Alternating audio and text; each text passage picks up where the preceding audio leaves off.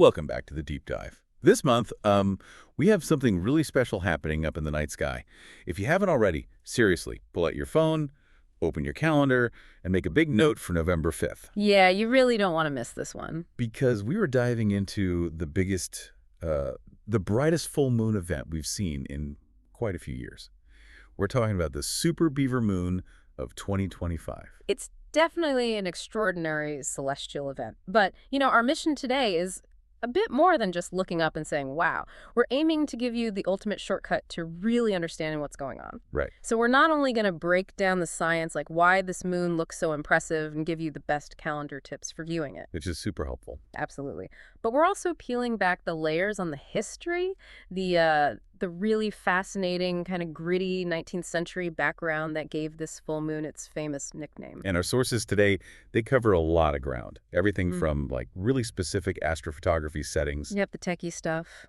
All the way to the pretty dangerous seasonal world of the American fur trade back in the day. It's kind of like deep space meets the deep frontier. Huh. I like that. A Right. good way to put it. Okay, so let's unpack this. Let's start with the sky planner, maybe? All right. Because November 2025, it's actually pretty stacked with opportunities, even beyond the big full moon. If you've got a camera, even just a basic one, and a tripod, Yeah. this is your month. Definitely. We've got 2 meteor showers on the schedule, and they require kind of different approaches, really. First up, early in the month, around November 3rd, we have the southern Taurids. Okay, Tor. Now, visually, they're kind of slow. You might only see maybe 5 meteors per hour, not a huge light show. Doesn't sound like much. No, but the thing is, this shower is known for producing these incredibly bright meteors, fireballs, really spectacular. Oh, okay. So for those of you with camera gear, the game isn't just sitting and watching. It's more about imaging, persistence. Exactly. You want a wide-angle lens, point it generally southeast, and just let it run. Continuous exposures, maybe 15, 20 seconds long, for hours. And that 20-second limit is important, right, before the stars start streaking too much. Precisely. You push much longer without a tracker, and the stars turn into distracting lines. But yeah, keep that shutter clicking. Even if you only catch one fireball all night, it makes the cold totally worth it. I bet. Okay, what's next? So a bit later, around November 16th, 17th, we get the Leonids. Now, these are much faster. You're looking at maybe 10 to 20 per hour, sometimes more. Okay, better viewing potential there. Yeah, and they often leave these long, glowing trails behind them, ionization trails. Photographers love those. Oh, nice. So similar setup. Pretty much. You'll want a fast, wide-angle lens, again, maybe 15-second exposures, but you'll probably need to bump up your ISO, your camera sensitivity, to really capture those trails well. And isn't there something else visible around that time, like at dawn? Oh, yeah, good point. There's a really nice bonus. Look east just before sunrise, and you should see this beautiful, really slim crescent moon rising pretty close to Venus, which will be absolutely dazzling, low on the horizon. That sounds gorgeous. Easy photo op, even with a phone, maybe. Absolutely. A very photogenic pairing. Simple shot. Now, for the really dedicated astrophotographers out there, the ones with, more serious gear, there's the dark sky window. Dark sky window. Okay, when's that? It runs for about 10 nights, from November 12th through the 22nd.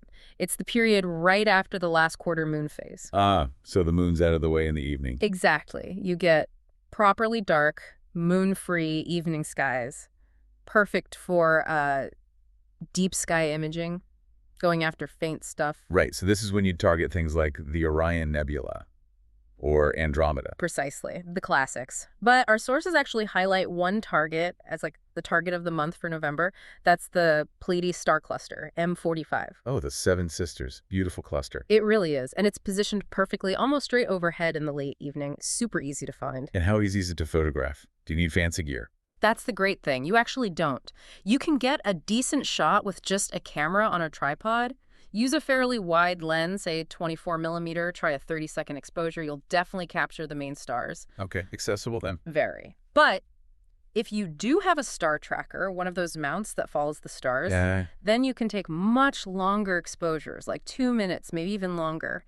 And that's when you can start to reveal that faint, delicate blue nebulosity, the dust clouds kind of swirling around the stars. It's stunning. Wow. Okay, adding that to the list. Anything else major in November? One more thing wraps up the month nicely. Mercury. It makes its final and actually its best appearance of the year. Oh, Mercury's always tricky to spot. It is. But from about November 25th into early December, it'll be shining, well, maybe shining is strong, but it'll be visible about 10 degrees above eastern horizon just before sunrise. Okay, 10 degrees, that's reasonably high for Mercury. It is, yeah. And during that late November period, it happens to be rising quite close to Venus. Oh, interesting contrast. Venus being super bright, Mercury being dim. Exactly. It's a great visual comparison. If you try to photograph that pair, the advice is to use a bit of zoom, maybe a 100mm lens, but here's the key. Expose for dim little Mercury. Let Venus be naturally super bright in the shot. Don't try to balance them. Capture that contrast against the, the nice pastel twilight colors. Got it. Exposed for the dim one. Okay, that's a packed calendar, but let's get to the main event. This super Beaver Moon, you mentioned there's some naming confusion. Hunter's Moon versus Beaver Moon. And just how big is this thing going to look? This is where it gets really interesting for me. It does get interesting. Okay, so scientifically, the proper name for what's happening on November 5th and 6th is, well, it's a bit of a mouthful. It's a perigee syzygy moon. Right. Easy for you to say. Yeah. So syzygy just means the sun, earth, and moon are all lined up in roughly a straight line, like they are at any full moon. Okay. And perigee means the moon is at or very near its closest point to Earth in its slightly elliptical orbit. So perigee syzygy, lined up and close. But everyone just calls it a supermoon, right? Where did that name come from? Yeah, supermoon is much catchier. That term was actually coined by an astrologer, Richard Null, back in 1979. It's just stuck as the popular name for these perigee full moons. An astrologer, interesting. Okay, so that's the super part. What about the Beaver Moon versus Hunter's Moon confusion? Right. So that gets into the traditional naming conventions, which are often tied to the seasons, specifically the September autumnal equinox, not just the calendar month. Okay. The full moon closest to the autumn equinox is always called the harvest moon. Makes sense, right? Helps farmers harvest. Sure. Now, in 2025, the harvest moon actually falls in October. The full moon following the harvest moon is traditionally called the hunter's moon. So technically, this November full moon is the super hunter's moon for 2025. Ah, okay. Hunter's Moon. Why that name? The hunter's moon is kind of special.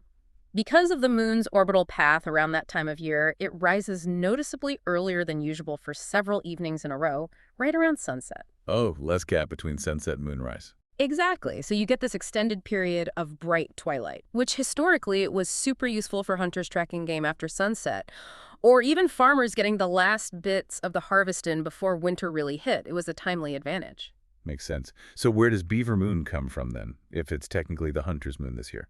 Well, Beaver Moon is perhaps the most common folk name for the November full moon, and it was widely adopted by colonial Americans, likely borrowing from various Algonquin tribal traditions. Okay. Why beavers? Because early November was the absolute crucial time, the last chance, really, for setting beaver traps before the rivers and ponds froze solid. Beavers would be busy finishing their winter lodges and dams. Making them active and maybe easier to locate? Kind of, yeah. And trappers absolutely needed that supply of furs to get through the winter, both for warmth and for trade. So this moon signaled the final push for that critical trapping season. Wow. A name completely tied to survival and economics, really. Absolutely. And it's fascinating. Other Native American groups had different names reflecting their own environments and priorities. The Cree and Assiniboine called it the frost moon or freezing moon for obvious reasons. Right, the temperature drop. While the Dakota and Lakota called it the deer rutting moon, focusing on animal behavior. And some Algonquin groups also called it the whitefish moon, likely tied to a fishing season. It shows how closely people observed their environment. Yeah, that's incredible diversity in naming just one moon. So all this hype about it being the biggest and brightest full moon since, February 2019, it naturally leads to a really important question we need to tackle. Which is? How much of the supermoon is like actual science we can measure and how much is just perception, all in our heads? Okay, yeah, good question. Because the numbers sound impressive. On paper, it is closer. It absolutely is. For 2025, this is the closest the moon gets. It's about 13.8% closer than the smallest, most distant full moon of the year, the apogee moon. 13.8%. And brighter, too. Potentially up to 27% brighter, yeah. Because it's closer, it reflects more sunlight back to us. Those numbers sound pretty big. They do. Almost 30% brighter sounds like something you'd definitely notice. You'd think so. But here's the slightly disappointing, or maybe just humbling, truth. For most people, just looking up with the naked eye, that difference is generally, well, unnoticeable. Really? Even 27% brighter? It's very hard to judge brightness levels without a direct comparison side by side, you know? And the size difference, 13–14%, also very subtle unless you're measuring carefully. A lot of what people think they see is probably suggestion. You read the headline saying biggest moon, so you expect it to look huge. Yeah. It's psychological. Huh. So the super part is mostly hype. For the average casual observer, yeah, the dramatic effect is largely psychological. At But first. the most dramatic visual effect associated with any full moon, super or not, is real in a sense, but it's also an illusion. You mean when it looks absolutely enormous hanging low on the horizon? Like impossibly big? Exactly that. The famous moon illusion, that huge appearance. It's entirely generated by your brain. It's not physically larger when it's near the horizon. So those amazing photos you see, the telephoto shots with the moon huge behind a building, Yeah.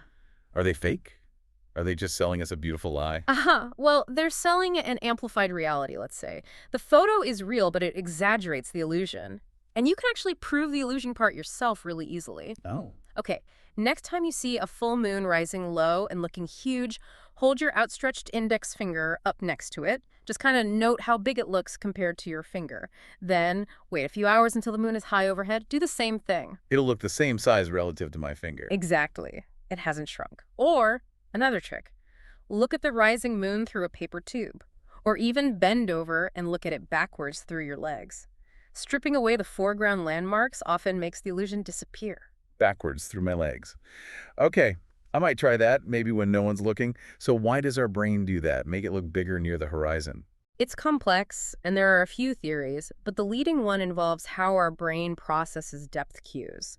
When the moon is low, it's near familiar objects on the horizon, trees, buildings, hills. Our brain knows those things are far away. Right. So it assumes the moon, being behind them or near them, must be really far away. But the image hitting our retina is the same size whether it's high or low. So the brain says, if it's that far away but still looks this big on my retina, it must be physically enormous.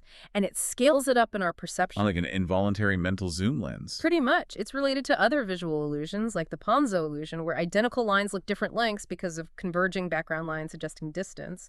Our brain uses shortcuts that usually work, but the moon near the horizon fools it. Okay, so the size is an illusion. But what about the color? When it rises, it often looks really yellow or orange. That's real, right? Yes, that part is a real physical effect, not an illusion. Phew. Okay. When the moon is low, its light has to travel through a much thicker slice of Earth's atmosphere to reach your eyes, compared to when it's overhead. More air to get through. Exactly. And that atmosphere acts like a filter. It scatters the shorter wavelengths of light, the blues and violets, away from our line of sight more effectively, leaving the longer wavelengths, the reds, oranges, and yellows, to pass through more directly. So the moon appears more orange or reddish. Same reason sunsets are red. Ah, okay. Atmospheric scattering. Makes sense. And this is what photographers often exploit, along with the illusion, to get those really dramatic moonrise shots. Yeah. What's the trick? You plan ahead. You scout a location where you can line up the rising moon with some distant landmark, a tree line, a skyline, a mountain. Then you use a really powerful telephoto lens, like 200 millimeters, 400 millimeters, even more. Why the long lens? Because the telephoto lens compresses the perspective. It makes the distant landmark look closer, and it magnifies the apparent size of the moon relative to that landmark. It essentially captures and maximizes the moon illusion in the photograph, combined with that nice orange color. Gotcha. So you need distance, a landmark, and a big lens to really sell the super look in a photo. Okay, let's pivot now. We've talked about the astronomy, the names, the illusion, but let's dive into the beaver part of the Beaver Moon. The actual animal and the world it inhabited, especially back when that name really mattered. The whole economy, you said, was kind of built on this one animal. For a significant period, especially in the expansion westward, yes, the beaver was the engine of the early American fur trade. They're incredible engineers. They're dams, right? Exactly. Yeah. They build these amazing dams using sticks, stones, mud, even chunks of sod. They create these deep ponds, sometimes flooding large areas, and it's all about survival. How so? The deep water serves multiple purposes. It ensures the underwater entrance to their lodge. Their home doesn't freeze shut in the winter. It gives them a safe place to escape predators. And it makes it easier to transport food, like branches, underwater during winter. Smart. They were pretty good at chopping down trees, too, weren't they? Oh, yeah. Remarkably skilled. They could fell trees up to maybe 8, 10 inches in diameter, sometimes larger. And they often managed to aim the fall towards the water, which made getting the logs to the dam site much easier. Wow. And all this engineering was for survival, but it was their fur that humans were after. Precisely. Specifically, their soft, dense underfur. From the late 1700s through the 1830s, there was this massive demand in Europe and the eastern U.S. for felt hats, particularly men's top hats. And beaver fur made the best quality, most durable felt. So beaver hats were the fashion. The height of fashion, yeah. A prime beaver pelt, which trappers called a plew, weighed about 1.5 pounds on average. And since trapping was almost impossible in the dead of winter when everything was frozen solid. The fall and spring hunts became critical. Absolutely. The fall hunt, right around the time of the Beaver Moon, was that last big push before winter, and the spring hunt happened after the thaw. Those were the times to get the best quality pelts. So what was life actually like for these trappers? The mountain men, as they were called. Sounds incredibly tough. It was unbelievably difficult. We're talking mainly about the period from around 1800 to 1840 in the American West. These guys usually worked in pairs or small groups. They'd move upstream along rivers and creeks, constantly looking for beaver sign. What kind of sign? Oh, subtle stuff. A freshly gnawed branch, maybe some wood shavings floating downstream, a slide mark on the bank where a beaver entered the water, even just a turned leaf or a pressed blade of grass. They had to be incredibly observant. And when they found sign? They'd carefully wade into the stream, usually in the late afternoon, to set their traps. These were heavy iron traps with chains. They'd place them underwater near the lodge or dam entrance, often on a submerged log or shelf, and they'd try to hide everything, even splashing water over their tracks on the bank to wash away their scent. Wow. Did they use bait? Yes, and the bait was crucial. They used something called castoreum. It's a pungent, oily substance from a beaver's scent gland. Beavers are very territorial. So the scent attracts them. Exactly. Trappers called castoreum medicine because it worked so well. They'd put a little on a twig near the trap, and a curious or territorial beaver investigating the scent would step right into the hidden trap. That sounds effective, but also pretty grim. It was a hard, often brutal business, and their whole existence was seasonal and precarious. You mentioned they lived mostly on game. What did they eat? And what happened when they couldn't find game? That must have been terrifying. Absolutely terrifying. Yeah, their diet was mainly wild game when they could get it. Buffalo was key. They considered the tongue, liver, and the hump ribs to be the best cuts. Deer, elk, antelope too. But starvation was a constant threat. Really? How did they cope? Before the next supply run, I mean. While sometimes they didn't cope, it was that dangerous. When game was scarce, especially during harsh winters or dry spells, they faced real starvation. They might have to resort to eating their own pack animals, their mules or horses. Oh, man. Sometimes they'd boil their moccasins or leather gear, hoping to get some kind of sustenance out of the hide. And there are accounts, like one famous story about the trapper Joe Meek, of men being reduced to literally licking up ants from an anthill just to get some form of protein. Licking up ants. Wow, that just paints such a stark picture of the desperation. It really drives home how vital that fall beaver hunt under the Beaver Moon must have felt. It wasn't just for profit, it was survival. It absolutely was. Life or death stuff. And remember, they were incredibly isolated most of the year. Basic supplies, gunpowder, lead for bullets, new traps, coffee, sugar, maybe some flour, and any luxury items like tobacco or alcohol, they could only get once a year. Once a year. At the Summer Rendezvous, this was a huge annual gathering, kind of like a massive trade fair, held in a predetermined remote mountain valley.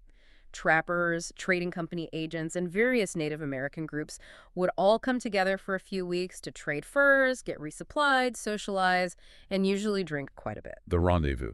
Sounds like a wild time after months of isolation and hardship. It was legendary, but that whole era, the beaver trade boom, it didn't last forever. Right. You mentioned the fashion changed. Yeah, pretty dramatically after the late 1830s. Two main things happened. First, silk hats became fashionable in Europe, replacing the heavy beaver felt hats. Silk was lighter, cheaper. Fashion is fickle. Isn't it just? And second, traders started finding substitutes for beaver fur, using fur from other animals like nutria, which is a South American rodent, or even sea otter pelts. The demand for beaver plummeted, the price crashed, and the whole economic basis for the mountain man lifestyle just evaporated. The era ended quite quickly. Wow.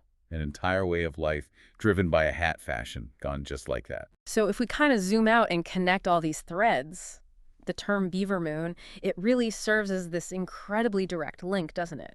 It connects us looking up at this bright supermoon in 2025 with our cameras and apps Yeah. directly back to that crucial, dangerous, high-stakes frontier economy. An economy that literally fueled the exploration and mapping of huge parts of North America for decades, all centered around this one industrious animal and the frantic need to trap it before the freeze. That's a powerful connection. It changes how you think about the name. It's not just quaint. Not at all. It's rooted in a very specific, very harsh reality. So the next time you step outside, maybe on November 5th or 6th, and you see that brilliant full moon hanging there, just take a second. Remember that for hundreds of years, people looked at that exact same light. Not just with awe, but maybe with a sense of urgency, like a ticking clock. Time running out, urging them to finish this vital, dangerous work before the deep freeze set in. Their survival, their whole year's income, depended on trapping an animal whose habits and whose very existence define their entire world under the light of what they called the Beaver Moon. It's quite a thought. Yeah. Just consider the vast difference between our modern, relatively safe appreciation of the supermoon tonight and the life or death necessity that very same moonlight represented not so long ago. Something to think about.